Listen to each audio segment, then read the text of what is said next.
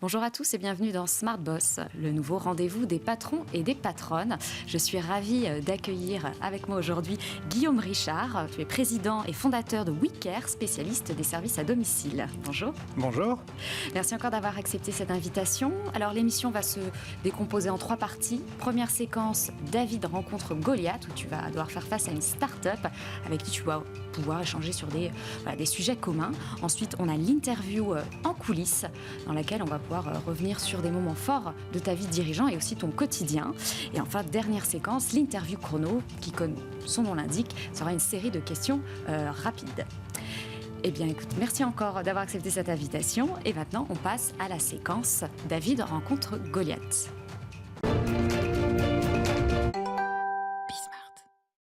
Et donc la start-up qui va te faire face, Guillaume, c'est Ernesti, spécialiste de l'accompagnement à domicile de nuit. Donc je suis ravie d'accueillir Quentin Zakoyan, qui est son PDG et fondateur. Merci d'avoir accepté l'invitation. Alors Quentin, tu as face à toi donc, Guillaume, qui est à la tête d'un groupe qui emploie plus de 20 000 personnes. Ça te fait rêver, toi, de travailler la grosse boîte? Ou alors tu préfères plutôt TPE, PME, start-up? Je pense que... il y a chacun son ambition, etc. Moi, il se trouve qu'effectivement, on a créé Ernesti parce qu'on avait pas mal d'ambition et donc, on espère un jour atteindre cette taille-là.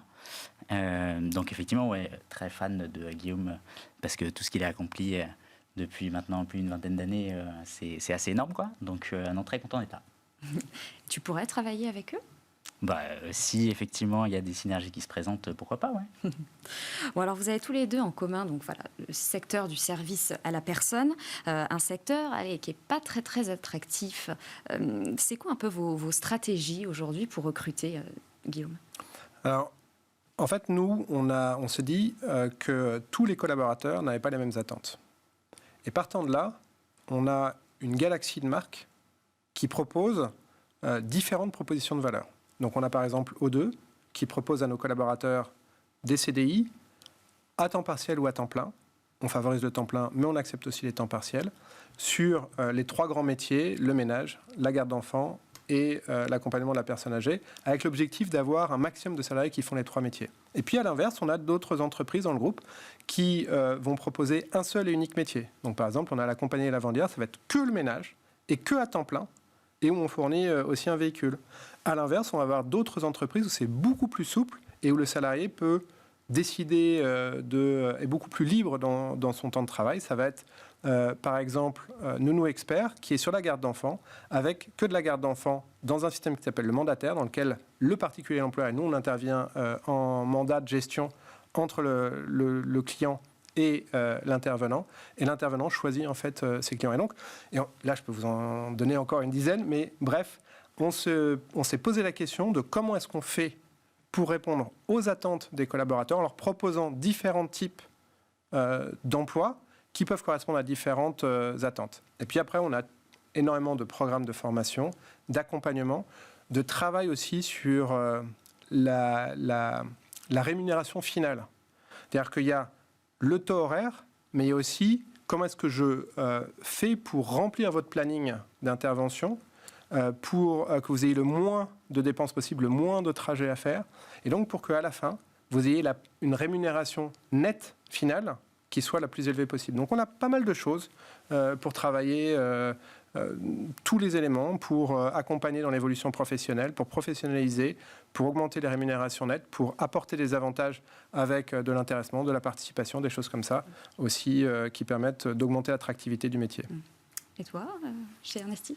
Oui, alors ce qui est sûr, c'est qu'effectivement, nous, on n'est pas forcément sur exactement les mêmes populations, puisque nous, donc, tous les intervenants que nous proposons sont des étudiants en santé, donc des étudiants en médecine, soit infirmiers, kinés, pharma. On essaie vraiment de regrouper tous les étudiants qui, demain, travailleront avec des personnes en perte d'autonomie. Et effectivement, nous, aujourd'hui, on a eu la chance, depuis qu'on existe, d'avoir plus de 18 000 étudiants en santé qui se sont inscrits sur notre plateforme. Donc, nous, le réactif limitant est plutôt du côté des familles, d'arriver à se faire connaître, gagner en crédibilité, etc. Mais effectivement, nous, voilà, ce qu'on propose à tous ces étudiants en santé, c'est quelque chose de très flexible, très digitalisé, très, j'ai envie de dire, contemporain, dans le sens où on n'a pas d'agence physique, tout peut se faire à distance. La seule chose qui, évidemment, est hyper locale, ça va être le fait que l'étudiant en santé se rende au domicile de la personne. Et c'est vrai que voilà, on passe beaucoup par les associations étudiantes, les administrations, beaucoup le bouche à oreille, les réseaux sociaux, etc. Donc on se débrouille pas mal là-dessus pour arriver à trouver ces étudiants en santé. Alors aujourd'hui, on a un contexte assez compliqué, inflation, baisse du pouvoir d'achat. Est-ce que vous êtes inquiets tous les deux, là, aujourd'hui, pour un peu vos business respectifs ou pas? Alors, il y a, sur certains points de notre business, il y a effectivement une demande qui est un peu moins soutenue qu'elle pouvait l'être. Mais pour autant, on est quand même sur un marché qui aujourd'hui fait 40 milliards d'euros rien qu'en France. 20 milliards déclarés, 20 milliards non déclarés, travail au noir. Et l'ensemble des entreprises, toutes les entreprises confondues, ont fait 3 milliards sur 20 milliards déclarés. Le reste, c'est fait par l'emploi direct. Donc vous, quand vous employez en direct quelqu'un, ou par des associations de type ADMR. Et donc, même si ce marché ne grandit pas, et même s'il diminuait, on a encore une place énorme à prendre. Énorme à prendre. Donc, non pas d'inquiétude particulière, à nous d'être bons, à nous de réussir à convaincre et clients et salariés de nous rejoindre. Et toi ? Oui, je rejoins tout à fait Guillaume, d'autant plus que donc nous, on est spécialisé sur la verticale de la nuit, et effectivement... les familles qu'on accompagne, en fait, chez nous, c'est pas du luxe. On l'a notamment vu, nous, pendant la période du Covid, où effectivement, quand le Covid s'est déclaré, on a en fait appelé nos familles pour savoir qu'est-ce qu'on fait. Est-ce qu'on arrête tout? Est-ce qu'on met en stand-by, etc. Et en fait, nos familles nous ont dit, non, mais si on arrête tout, nous, derrière, c'est hospitalisation. Et donc, évidemment, il fallait éviter les hospitalisations à tout prix. Donc, effectivement, on a continué. Donc, voilà, ce que je voulais dire, c'est que c'est pas du luxe qu'on fait. Donc, effectivement, pas trop inquiet sur la nature de notre activité dans l'avenir. Et si tu avais peut-être une demande, un petit coup de pouce que tu voudrais de la part du gouvernement, ça serait quoi? Y a plein de choses qu'on pourrait évoquer, mais déjà, je tiens à souligner qu'il y a déjà pas mal de choses qui sont faites, tout ce qui va être le crédit d'impôt, l'allocation personnalisée pour l'autonomie, donc l'APA, évidemment, c'est des choses qui aident beaucoup nos familles en fait au quotidien. Après, nous, c'est vrai que, notamment dans le cadre de nos activités, un étudiant en santé qui travaille chez Ernesti, 6 mois après, c'est plus le même en termes de professionnalisme, en termes de découverte du monde du maintien à domicile, en termes de travail en équipe, de savoir comment est-ce que je me comporte face à une personne qui est en perte d'autonomie. Et donc, effectivement, nous, là, ce qu'on est en train d'essayer de travailler, c'est un peu une reconnaissance, un tampon, un label, quelque chose qui fait que ces étudiants-là, ça soit un petit peu reconnu leur expérience, que ça soit avec Ernesti, mais potentiellement auprès d'autres boîtes de services à la personne. Est-ce que tu connaissais d'ailleurs un peu ce qu'ils faisaient? Oui, je connaissais très bien Ernesti parce qu'au sein du groupe WeCare, on a une entreprise extrêmement particulière qui s'appelle la Silver Alliance. Et la Silver Alliance, c'est un regroupement de près de 40 entreprises qui interviennent toutes dans la Silver Economy, qui sont toutes complémentaires. Donc elles interviennent toutes dans l'accompagnement des personnes âgées pour le bien vivre et le bien vieillir à domicile. Et donc, on est tous complémentaires parce qu'on a tous pris conscience qu'on était juste une pièce chacun du puzzle. Et que si je fais juste les services sans faire l'aménagement du domicile, si je fais juste la journée sans faire la nuit, si j'apporte juste une gérontechnologie mais pas les services qui vont avec, je ne peux pas répondre à l'ensemble des besoins des personnes. Et comme on a par ailleurs tous les mêmes clients que l'on sert, on s'est dit, ça serait peut-être pas idiot de rassembler nos forces pour proposer cette offre complète, pour proposer des offres plus complètes en direction de nos clients et puis se prescrire les uns les autres. Et puis, comme on n'est pas concurrents, qu'on est tous complémentaires, on s'est dit, tiens, on va aussi partager les bonnes pratiques. Et puis, l'objectif, c'est d'abord de faire ça très bien en France et demain, d'aller chasser en meute à l'international. Super, merci beaucoup Quentin d'être venu. J'espère à bientôt. Et maintenant, on va passer à la séquence en coulisses.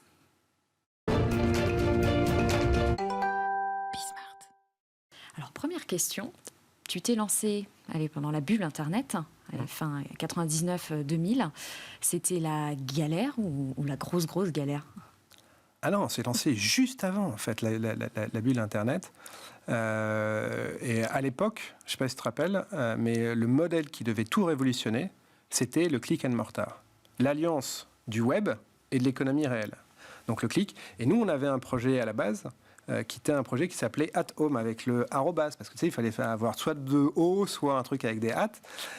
Et donc nous, on s'appelait At Home et on a rencontré très vite une boîte qui faisait à peu près la même chose dans l'économie réelle qui s'appelait Unipol. Et donc on a décidé de fusionner l'un et l'autre pour faire ce fameux modèle click and mortar, l'alliance du web et de l'économie réelle.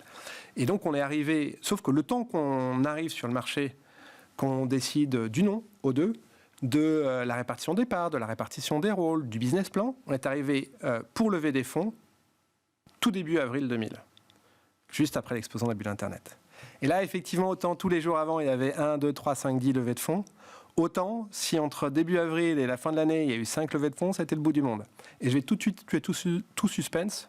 Nous n'avons pas fait partie des 5 levées de fonds, donc effectivement, ça a été un peu galère. Et derrière, il a fallu reprendre un emploi salarié et gérer ça pendant le soir, le week-end, pour les vacances. Il y a des associés qui sont partis. Voilà, quoi. Effectivement, ça a été un peu plus compliqué. Bon, depuis, après, ça a énormément grossi. Alors, j'ai noté pas mal de changements, forcément, en plus de 20 ans. Le passage, notamment, de 80 services à domicile à c'était ça, en fait. Au départ, on était une plateforme multiservice. Et puis, on a, dans les changements... parce que on a été obligé de changer notre business model et puis de pivoter. Et donc, on est passé d'une plateforme de 80 services où on était nous-mêmes, on n'était pas opérateur, on était juste une marketplace, à devenir nous-mêmes opérateurs, mais donc sur exclusivement un service. L'idée, c'était de se dire, plutôt que d'avoir 80 services sur une ville, c'est plus pertinent d'avoir un service, mais sur 80 villes. Tu disais justement pivoter, ça c'est un mot, on entend beaucoup aussi dans le monde des startups. Ouais. Mais est-ce qu'aujourd'hui, quand on emploie 20 000 personnes, on peut encore pivoter ? Oui, parce qu'en fait, on a structuré le groupe avec un ensemble d'entreprises différentes. Aujourd'hui, il y a une quinzaine de marques qui s'adressent au grand public.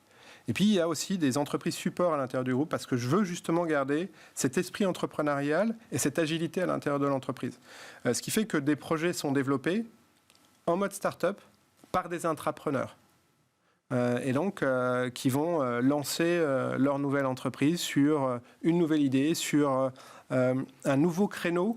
On aurait pu lancer Ernesti au sein du groupe. Ernesti pourrait d'ailleurs rejoindre le groupe éventuellement à un moment ou à un autre, en y trouvant en fait tout un écosystème, en y trouvant des entreprises support. Par exemple, nous, on n'a pas un service de com, c'est une entreprise de communication à l'intérieur du groupe. On n'a pas un service, on n'a pas une DSI, on a une ESN, une entreprise de services numériques, à l'intérieur du groupe qui va avoir comme clients les entreprises du groupe, mais qui ne sont pas obligés de faire appel à cette ESN, et puis qui peut avoir aussi des clients en dehors. Puis pareil, il y a une centrale d'achat, qui est une entreprise en tant que telle, il y a une boîte de M&A qui est une entreprise en tant que telle, il y a une boîte de développement de la franchise qui est une entreprise en tant que telle, et qui a comme client certaines des entreprises du groupe, mais aussi des entreprises à l'extérieur. Et donc, on garde cette agilité et cette capacité à pivoter et à trouver de nouveaux modèles et à développer différentes propositions de valeur à la fois pour nos clients et pour nos salariés. Alors, j'ai lu dans pas mal d'interviews que tu te fixais toujours des objectifs très hauts. WeCare doit être le leader mondial. C'est quoi ? C'est de la mégalomanie, de l'ambition ou les deux ? Les deux. Et je pense que, comme tous les chefs d'entreprise, je suis un peu mégalo. Parce que on peut pas quitter le confort du salariat si on n'a pas des projets absolument très ambitieux et si on n'a pas l'envie aussi de partager notre vision du monde et l'envie de changer le monde. Et puis après, c'est une ambition. Et je pense que c'est important de se donner des ambitions élevées et un cap.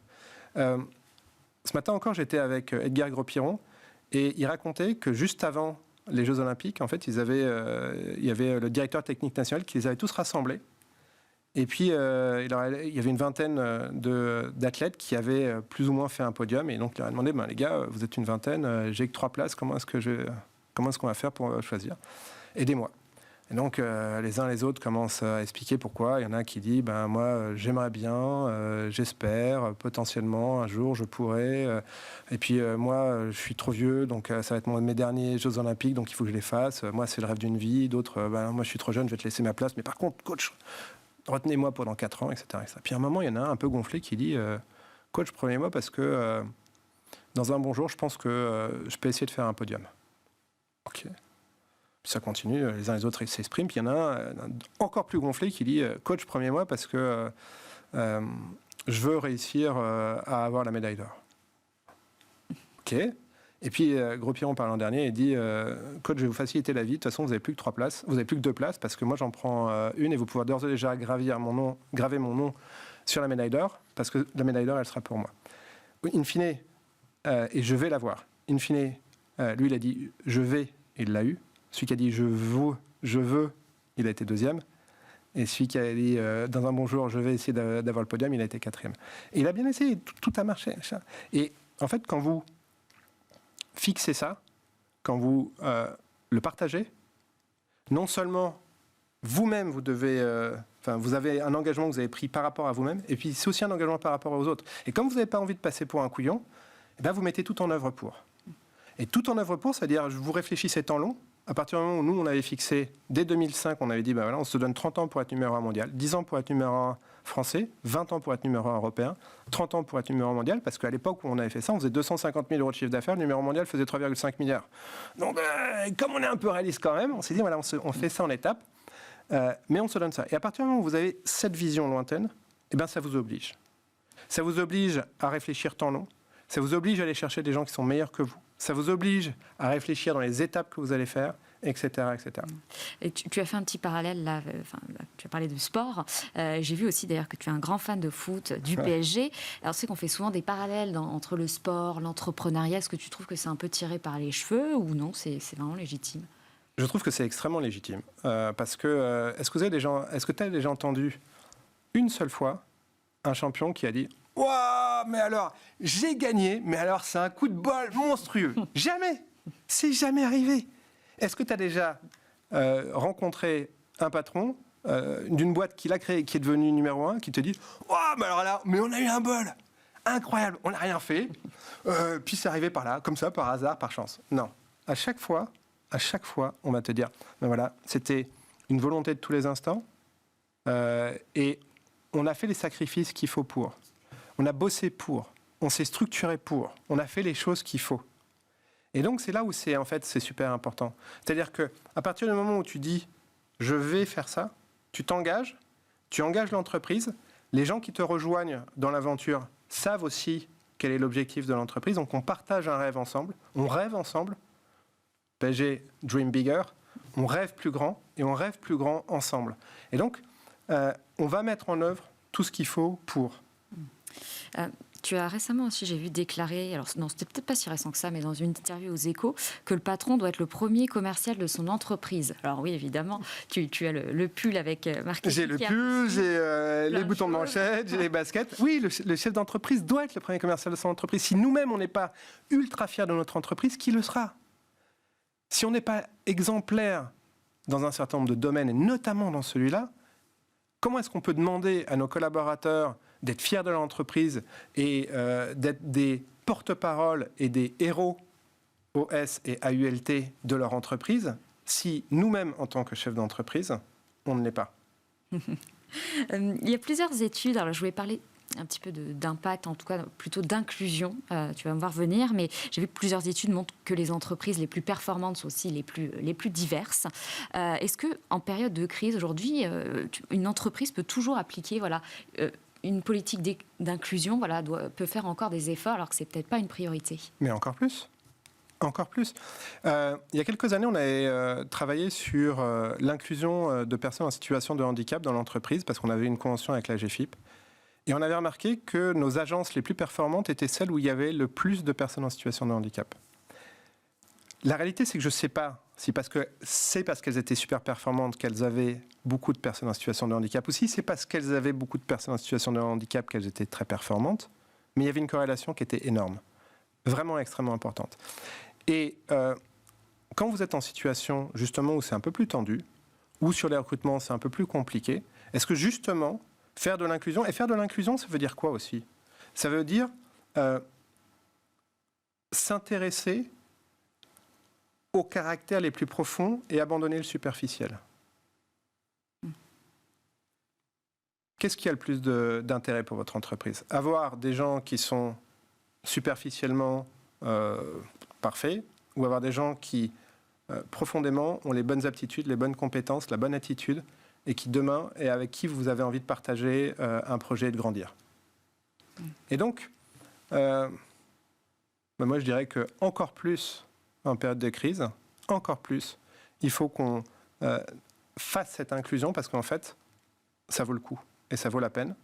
Et d'ailleurs, c'est pour ça que nous sommes actuellement dans une démarche d'entreprise à mission pour aussi faire en sorte que ce que l'on faisait un peu comme M. Jourdain qui faisait de la prose sans le savoir soit demain inscrit statutairement et soit vraiment et avec par ailleurs des critères objectifs qui vont être validés par des organismes tiers indépendants.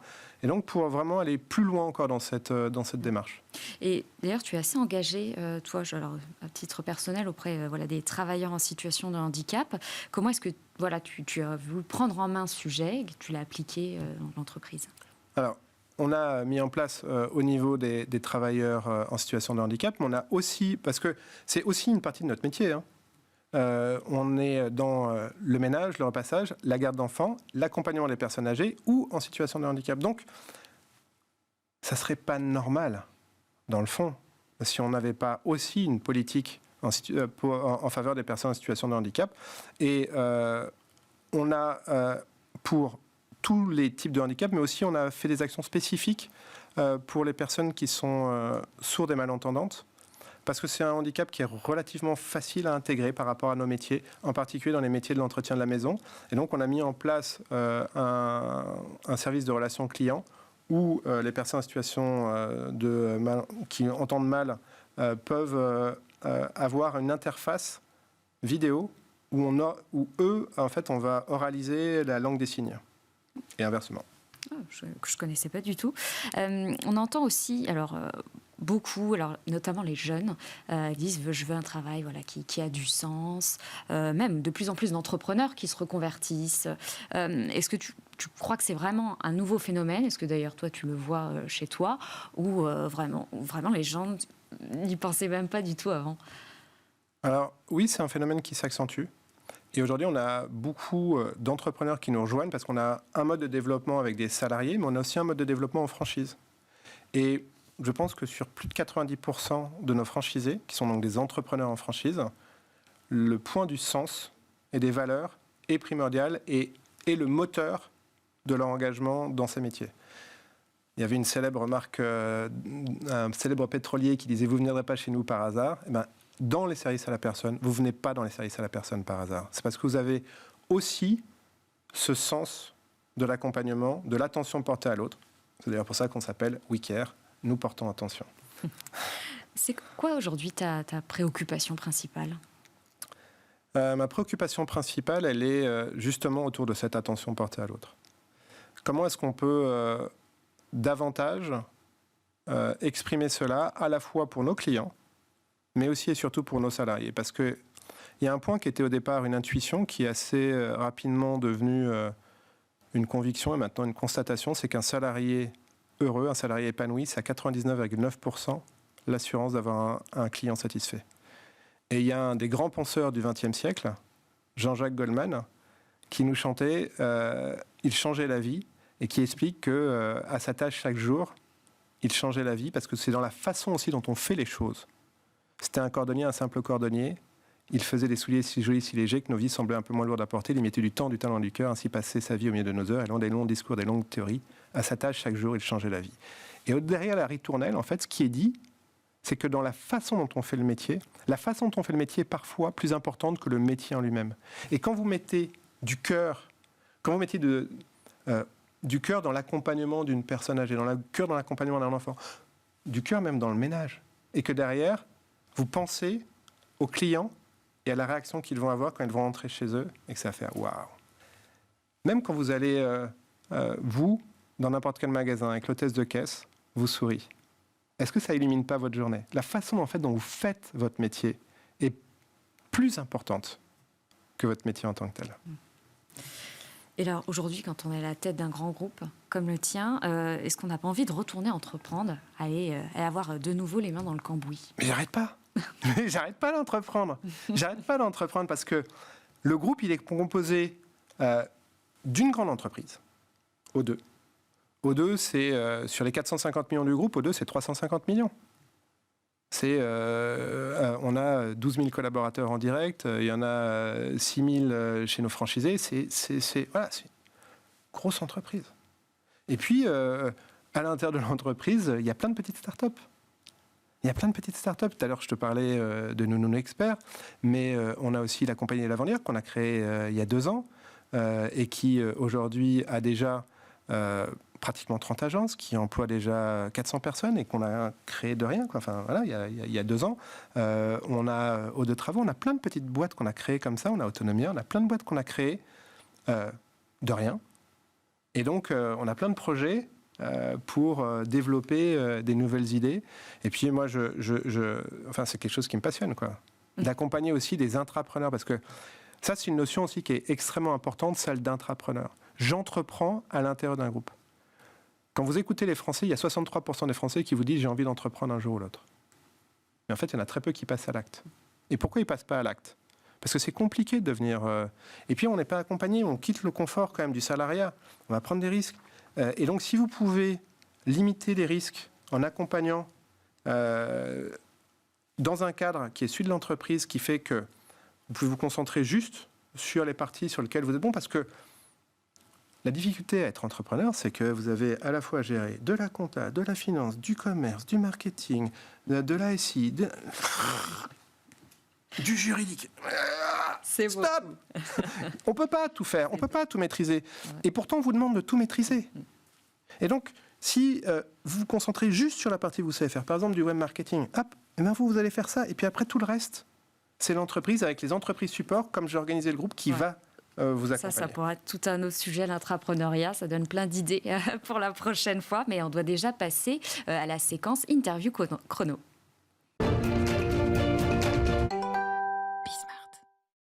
Première question, sport. Quel est ton joueur du PSG préféré ? Kylian Mbappé. Et pour une raison très claire, c'est qu'il sait exactement où il veut aller et il se donne les moyens d'atteindre ses objectifs. Une entrepreneuse ou une dirigeante française ? Que je kiffe, j'en ai plusieurs. Il y a Maëlys Kanzler, personne incroyable, qui a créé Crèche Attitude, qui après a créé des habitats inclusifs, qui là maintenant est sur un autre projet qui est absolument incroyable. C'est une fille qui est top. Il y a Émilie Le Goff, qui a créé Troops. Enfin bref, j'ai plein de copines qui sont top et qui sont incroyables. Merci. Bon, on a parlé de ton engagement dans l'handicap. Est-ce que tu as un autre combat ? Oui, la violence faite aux femmes, la violence contre les violences contre les femmes, les violences faites aux femmes. J'ai même créé un fonds de solidarité qui est doté de plus de 5% des actions du groupe et qui vient en aide aux femmes qui sont victimes de violences conjugales. Un de tes meilleurs souvenirs chez WeCare ? Un jour où j'ai reçu un SMS d'une de mes collaboratrices, qui est un SMS incroyable, qui me dit sans ce job que j'adore et cet accompagnement avec le fonds de solidarité, je serais plus de ce monde. Et il y a ces gars-là qui avaient dit, s'il y a 50 ans, t'as pas ta Rolex, t'as planté ta vie. Moi, je pense que s'il y a 50 ans, t'as pas changé la vie de quelqu'un et apporté ta pierre à l'édifice, t'as pas réussi ta vie. Et là, ce jour-là, je me suis dit, waouh.